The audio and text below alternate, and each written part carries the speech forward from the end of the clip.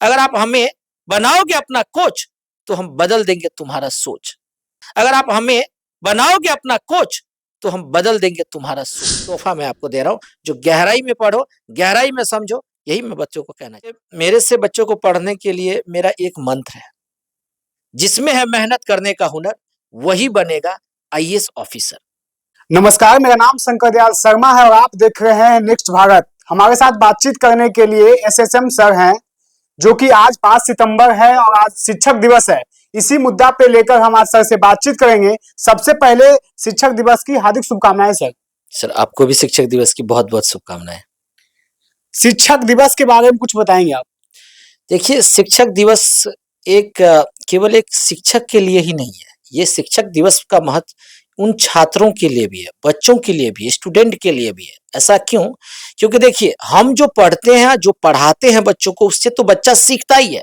तो चलिए, हम बच्चों के लिए टीचर हुए, तो बच्चे हमें टीचर दिवस की शुभकामनाएं देते हैं, लेकिन हम बच्चों से भी बहुत कुछ सीखते हैं। जब बच्चों को कोई डाउट आता है, चाहे वो पढ़ाई का क्षेत्र हो, चाहे किसी भी क्षेत्र का क्षेत्र हो, राइट, तो हम बच्चों से भी वो चीजें सीखते हैं। तो हम बच्चों के भी शिक्षक हैं, इसलिए मैं बच्चों को भी शिक्षक दिवस की शुभकामनाएं देता हूँ जी। आप बहुत बड़े संस्थानों में आप काम कर चुके हैं, उसके बाद आप पटना आए हैं, अभी भी आप यूपीएससी स्टूडेंट को पढ़ाते हैं।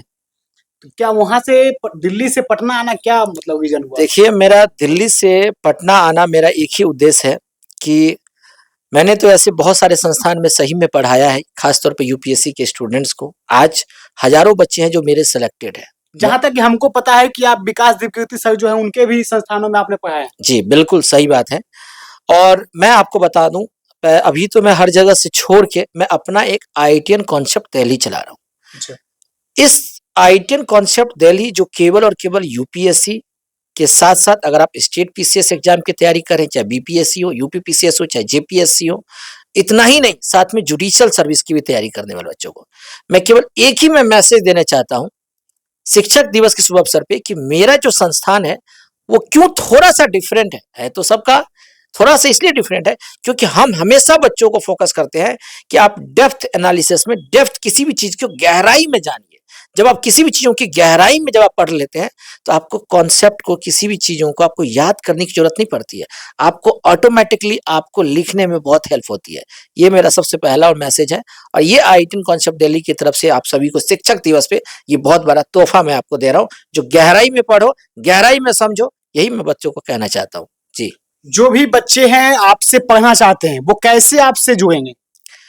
देखिए, मेरे से बच्चों को पढ़ने के लिए मेरा एक मंत्र है, जिसमें है मेहनत करने का हुनर, वही बनेगा आईएएस ऑफिसर।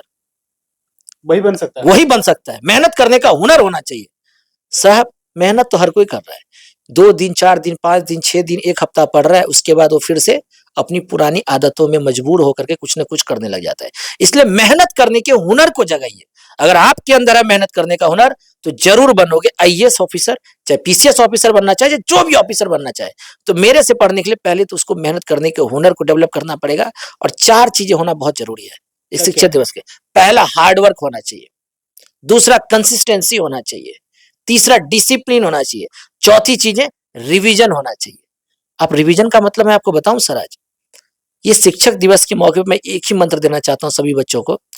बच्चों, आपका जो डेली का जो शेड्यूल है, चाहे आप 6 घंटे पढ़ रहे हैं, चाहे 4 घंटे, चाहे 8 घंटे, मान लो आप 8 घंटे पढ़ रहे हो, जब तक आपका डेली का 5 से 6 घंटे प्रत्येक दिन रिवीजन ना करना पड़े, और केवल आप 2 से ढाई घंटा अगर न्यू चीजें पढ़ रहे हैं और 5 से 6 घंटा आप रिवीजन कर रहे हैं, तो समझ जाओ कि आप आईएएस ऑफिसर बनने के काफी करीब हो। यही मेरा सबसे बड़ा मंत्र है, 4 चीजों को लेकर के। बहुत सारे ऐसे बोलते हैं कि यूपीएससी बीपीएससी जो भी है पढ़ाई, उसके लिए एकदम रात दिन एक मेहनत करना पड़ेगा।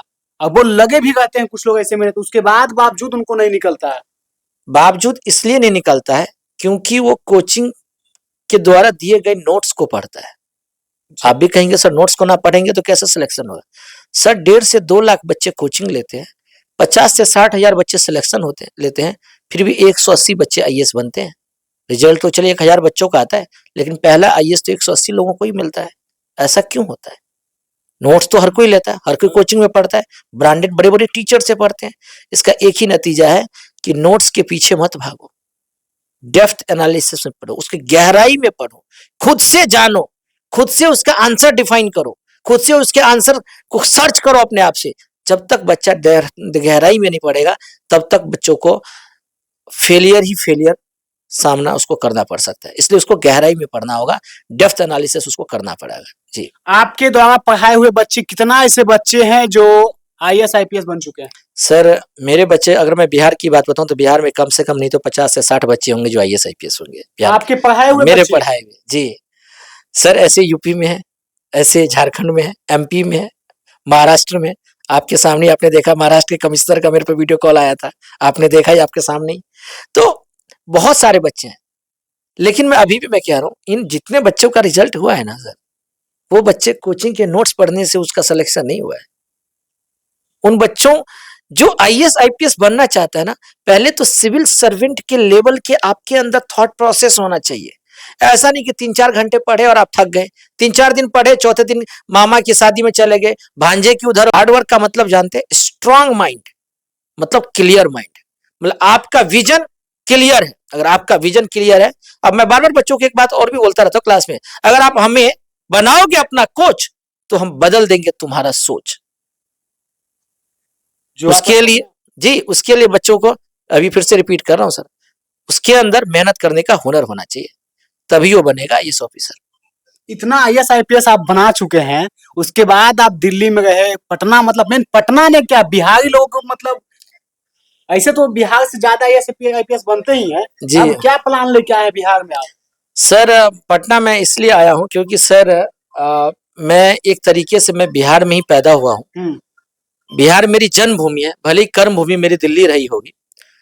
बिहार में सर मैंने ये देखा है कि बेसिकली यहाँ पे बच्चों जो है ना, पढ़ाई तो करते हैं सर, लेकिन जिस बच्चों का सिलेक्शन हो रहा है ना, वो बच्चे कहीं ना कहीं उनका जो एजुकेशनल बैकग्राउंड को अगर आप डीपली एनालिसिस करेंगे ना, तो वो बिहार नहीं कहीं बाहर से पढ़े होते हैं, भले ही वो बिहार का डोमिसाइल लगाते हैं। मैं ये कहना चाहता हूँ, भले ही बिहार के सरकारी स्कूल से पढ़े हो, बिहार के सरकारी स्कूल से पढ़े हो, जो बच्चे सरकारी स्कूल से पढ़े हैं ना सर, उन बच्चों का मैं थॉट प्रोसेस को मैं चेंज करने के लिए यहाँ पे आया हूँ। और इसीलिए पटना में रह करके मैं सर्च कर रहा हूँ। जिस दिन मुझे उस लेवल के कुछ बच्चे मिल जाएंगे ना, मैं आपको BPSC हो चाहे UPSC हो, बिहार से भी आपको अच्छे टॉपर्स जरूर देखने को मिलेंगे, लेकिन वो बच्चा सरकारी स्कूल से पढ़ा होगा, प्राइवेट स्कूल से नहीं। मतलब आपका एक मोटिव है कि जो बच्चे सरकारी विद्यालय से पढ़े हैं, वो उनको बिहार में ही हम UPSC BPSC निकलवाएंगे, उनको उसके लिए बाहर नहीं जाना पड़ेगा। बिल्कुल बाहर ना जाना पड़े। एक अलग ही लेवल का बच्चों के अंदर कॉन्सेप्ट, अलग ही लेवल का बच्चों के अंदर जो विजन है ना, जो कॉन्फिडेंस है ना, वो बच्चों को देना है। इसी के लिए मैं पटना में आया हूँ, यहाँ पे पटना में अपने मिशन के साथ मैं इसमें वर्क कर रहा हूँ। जिस तरह से हमारा बिहार एक ज्ञान की धरती हुआ करता था, फिर उसको आप वापस लौटाएंगे? ये तो आपका बहुत बड़ा एक बड़प्पन है, जिस तरीके के शब्दों का आप यूज कर रहे हैं। मैं बिल्कुल कोशिश करूंगा इस पे, बाकी आगे देखते हैं क्या होता है। ऐसा भी देखते हैं कि जितना भी ज्यादातर जो बच्चे हैं वो बिहार के ही UPSC BPSC निकालते हैं, और बहुत सारे शिक्षक जो हैं वो भी बिहार के ही होते हैं, उसके बाद बावजूद वो दूसरे जगह पढ़ाते हैं, दिल्ली हो। सर ये आपने बहुत अच्छा एग्जाम्पल दिया शिक्षक को लेकर के। मैं उसी मिथ को थोड़ा सा तोड़ने भी आया हूँ, एक तरीके उसमें कुछ इनोवेटिव करने आया हूँ। सर आपने कोटा में बहुत बड़ी कोचिंग सेंटर्स का नाम सुना होगा, वो कहाँ के फाउंडर हैं? वो कोटा के ही हैं, मैं नाम नहीं लेना चाहूंगा, लेकिन वहाँ पे कौन जा रहे हैं पढ़ाने के लिए? बिहार से जा रहे हैं। पटना में भी, दिल्ली में भी IAS की कोचिंग है, बिहार के फाउंडर नहीं है वो या तो हरियाणा के हैं या तो वो साउथ इंडिया से है, लेकिन वहाँ पे टॉप टीचर कौन है? बिहार का ही है। आप समझ रहे लॉजिक, राइट? चाहे इंजीनियरिंग देख लीजिए, चाहे आप मेडिकल देख लीजिए, चाहे आप सिविल सर्वेंट का देख लीजिए, किसी भी चीजों का देख लीजिए, चाहे आप CA का देख लीजिए। मैं चाहता हूं कि बिहार में भी कुछ ऐसा एक एजुकेशन को लेकर के एक अलग लेवल पे कुछ वर्क किया जाए। हम बिहार के टीचर बाहर ना जाए पढ़ाने के लिए, बाहर के टीचर भी हमारे बिहार में आकर के पढ़ाए। ये मेरी सोच है सर पटना आने का। आपका सोच तो गजब है। थैंक यू सर, इसके लिए आपको बहुत बहुत धन्यवाद। Thank you. तो हमने सर से बातचीत कर रहे थे, सर ने बताया कि जितने भी यहाँ के शिक्षक हैं वो दिल्ली कोटा जाते हैं और बच्चों को पढ़ाते हैं, और जो बिहार के बच्चे, वही बच्चे दिल्ली कोटा जाके पढ़ते हैं। तो बिहार में कुछ ऐसा क्यों न किया जाए जो कि बिहार का ही शिक्षक हो, बिहार का ही बच्चा हो, और बिहार से ही ज्यादा IAS IPS बन सके।